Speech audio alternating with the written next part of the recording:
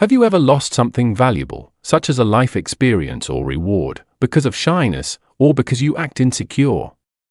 Have you ever imagined what your life would be like without shyness? Have you ever noticed if there is any relationship between success, happiness, and shyness? Join us in exploring these important questions, as you are sure to find useful clues to improve your performance in the world.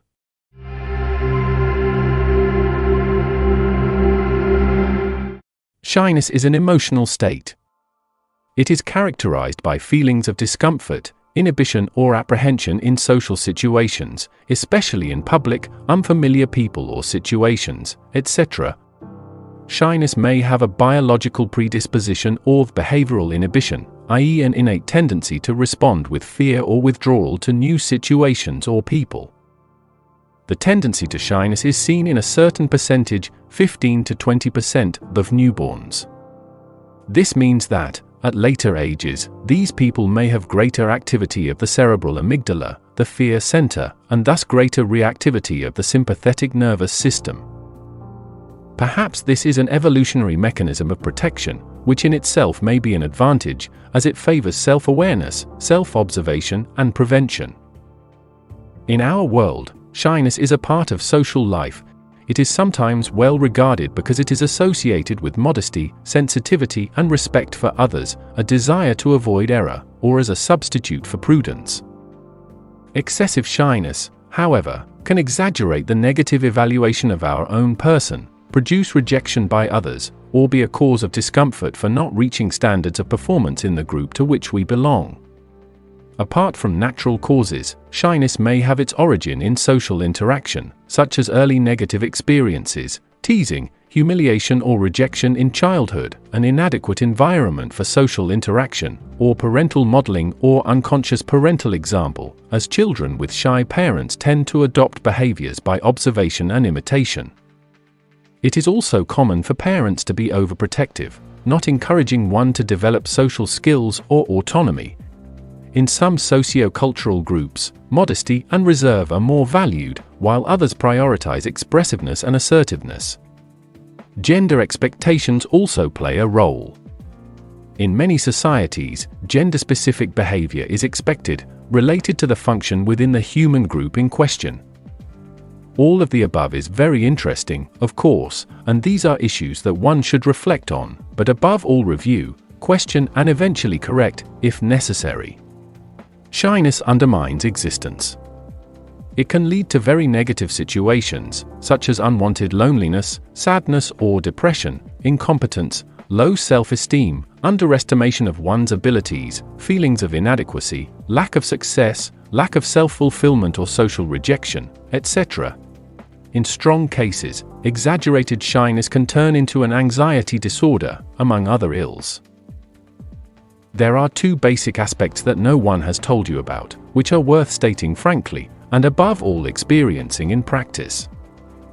The first is that, very often, the background to shyness is some form of fear, which is usually unreal, that is, it is usually based on assumption or disordered mental activity, and is rarely based on anything real or material in fact. Real fear is good when it helps us to preserve our integrity, to survive, by acting as an alarm or indicator that there is some danger. That is why it is important to unravel it, to distinguish it, to know its causes. Fear usually has an origin that is more or less easy to pinpoint and, if you observe it carefully enough, you will realize whether it is in fact real or reasonable. Because of our animal nature, some fears are instinctive or natural. Such fears, however, are also very few. Among them are the fear of falling, of certain animals, of suffocation, of sudden loud noises, or of darkness. But, apart from the instinctive, most of our fears are produced by imitation or learning, by ignorance or by invention. In other words, fears can be fabricated by other people or by ourselves. It should be noted, however, that, in general, it is we ourselves who agree to adopt or reject fears. In other words, whether we feel fear or not, or whether we choose the attitude with which we face a certain situation, depends on ourselves. For this, of course, we have to be aware that we have this possibility or power. There is a popular saying that a paper holds everything, meaning, among other things, that any idea can be put down on paper, regardless of whether it is true, false, feasible, or impossible. Of course, there is a big difference between what can be put down on paper and what can be done or tested in reality. Your mind is like that too, it can take anything. And that is a resource you can use to your advantage. In relation to shyness and fears, you can always ask, what if, to consider the worst or last of the consequences, the worst that could happen if the thing you fear so much were to take place. Apply the questioning to both possibly immediate and later consequences. You will be surprised how unfounded most of your fears are. This, of course, properly applied, will help you to overcome shyness and generally have a more pleasant existence. The other major aspect to consider in overcoming shyness is your self-image, your self-concept. Your self-esteem. How is your self-esteem? What can you do practically to improve it? I suggest you start by listing your qualities and focus on putting them to good use. Shyness and self-image have a circular, highly interconnected relationship. Negative self-image feeds shyness, creating an invisible barrier that separates us from meaningful experiences, while shyness reinforces that limiting self-image by depriving us of interactions that might challenge it. A great transformation occurs when you recognize that shyness is not an immutable trait, but a learned response, often based on a distorted self-image. If you reconnect your self-worth with the development of social skills, you can turn the vicious circle into a virtuous one. Realize that in general you don't have to look very hard to find the good things about yourself, and that, just as it is not difficult to see your weaknesses, they can be corrected, especially if you are in reasonably good mental health.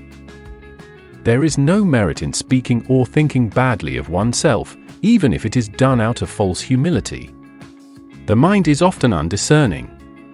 If you think you are an idiot, you will be one. Whatever you think of yourself, other people will perceive it and act accordingly. I'm sure you've already seen that. Be careful. Once you have become aware of the above, take action. Remember that people who dare to do positive things are always happier. Try to apply the above in a structured program to overcome shyness. Divide your plan into progressive phases that allow you to move at your own pace, starting with the basics and progressively moving towards more comprehensive operations with defined goals. Focus on familiar environments first. You can practice new behaviors with people you trust before tackling more challenging situations. Use your interests as a social bridge. It is easier to socialize when you share a passion or hobby with others, as the focus is on the activity and not on you. Be prepared to interact, but not too much. Have some topics of conversation ready, but leave room for spontaneity. Maintain a genuine interest and curiosity in the other person. This, apart from reducing anxiety, will facilitate meaningful human contact.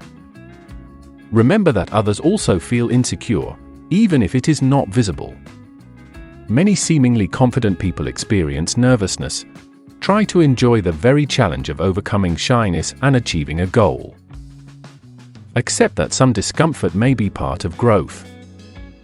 Remember that initial discomfort indicates that you are expanding your comfort zone. Celebrate every breakthrough, none is small, even if it seems so, and congratulate yourself for every achievement. Consider, finally, that there are also existential and spiritual reasons to overcome shyness. Shyness is a hindrance to our life purpose. It prevents us from expressing our true nature, from serving and sharing our unique gifts with the world, which we can contribute to improving. Overcoming it allows us to achieve deeper human and spiritual connections. Genuine intimacy is fundamental for spiritual growth, for reflecting ourselves in other people and knowing ourselves in depth. Actively participating in life requires overcoming the fear of judgment, allowing us to be designers of our reality, to achieve coherence and with it existential freedom, inner peace and harmony, to transmute fear into confidence and strength. Overcoming shyness is, in short, indispensable to realize your divine potential. If you liked the video, comment, share, read the description, it might have a surprise for you. Give us a like or invite us for a coffee, we will be very grateful.